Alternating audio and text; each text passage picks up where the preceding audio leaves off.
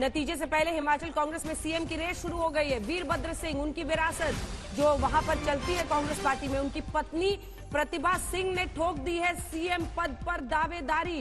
उनके बेटे विक्रमादित्य सिंह भी चुनावी मैदान में है। वो हॉर्स ट्रेडिंग को लेकर बीते दिन अपना बयान देने की वजह से सुर्खियों में आए। उन्होंने कहा कि हम अपने विधायकों को संभालेंगे, गोवा जैसा कुछ नहीं होगा।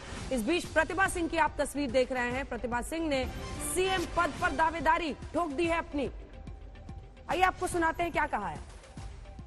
पार्टी इस बात को नजरअंदाज नहीं किया जा सकता कि वीरभद्र सिंह का परिवार, जो कि इस इलेक्शन में भी जिन्होंने अहम भूमिका निभाई, श्रीमती सोनिया गांधी जी ने इसी बात को देखते हुए, इसी बात को मद्देनजर रखते हुए मुझे पार्टी का अध्यक्ष बनाया और मैंने भी 68 के 68 हलकों में जाकर कांग्रेस पार्टी के लिए प्रचार किया है और उनको बल देने के लिए, उनको मजबूती देने के लिए जो मेरे से संभव हुआ मैंने कार्य किया है।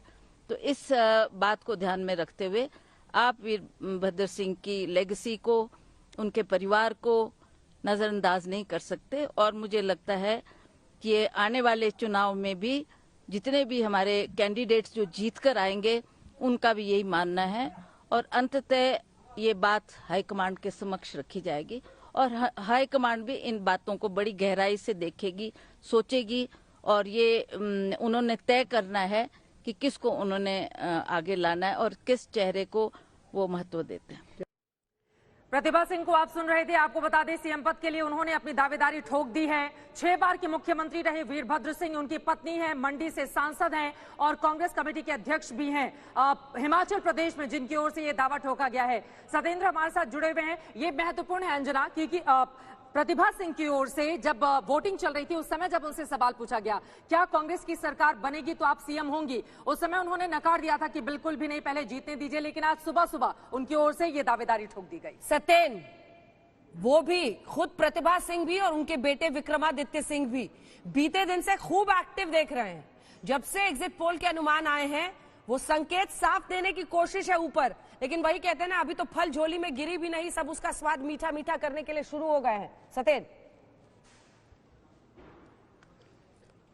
अंजना बिल्कुल सही कहा। देखिए, कांग्रेस की दिक्कत यह है कि कांग्रेस सबसे पहले कांग्रेस से लड़ती है, लेकिन इन चुनावों में पहली बार ऐसा दिखा कि जो विधानसभा के चुनाव लड़े गए पूरी कांग्रेस यूनाइटेड थी, एकजुट थी।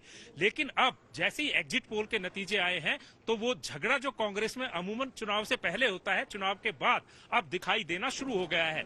कल जब विक्रमादित्य का भी इंटरव्यू हमने किया था तो उन्होंने साफ कहा था, जब अब से ये सवाल पूछा गया कि जो चेयरमैन है कैंपेन कमेटी के सुखविंदर सिंह सिक्खू, उन्होंने वेणुगोपाल को, जो वेणु प्रसाद को चिट्ठी लिखी है वेणुगोपाल को, और उसमें यह कहा है कि विधायक ही, मौजूदा विधायक ही मुख्यमंत्री चुना जाना चाहिए। तो उन्होंने कहा ऐसा नहीं है, इससे पहले भी परिपाटी रही है कि गैर विधायक को भी मुख्यमंत्री बनाया गया है और 6 महीने का समय मिलता है, वो विधायक दोबारा विधायक बन सकता है। तो यहाँ पर ये एक तरीके से दावेदारी ठोक दी गई है। प्रतिभा सिंह का इंटरव्यू आपने सुना तो वो कहीं ना कहीं साफ कह रही हैं कि मुख्यमंत्री का पद जो स्वर्गीय वीरभद्र सिंह की लेगेसी है ये उन्हीं को मिलनी चाहिए। यानी कि उन्होंने अपनी दावेदारी ठोक दी है। अब कांग्रेस के पास अपने विधायकों को सुरक्षित रखने की चुनौती तो है ही है, लेकिन मुख्यमंत्री का चेहरा कौन होगा, कौन है सतेंद्र, बड़ा सवाल। देखिए, हमारा जो एग्जिट पोल है उसमें हिमाचल प्रदेश में मुख्यमंत्री कौन हो, जब ये सवाल पूछा गया था तो मौजूदा सीएम को लेकर 27% लोगों ने हामी भरी। कांग्रेस से कोई भी उम्मीदवार हो 26% लोग हामी भरते हैं। प्रतिभा सिंह को लेकर जब सवाल पूछा जाता है तो 5% लोग प्रतिभा सिंह के नाम पर अपनी मुहर लगाते हैं। तो ऐसे में अगर कांग्रेस के भीतर एक बगावत की स्थिति सीएम की कुर्सी को लेकर देखने को मिल सकती है,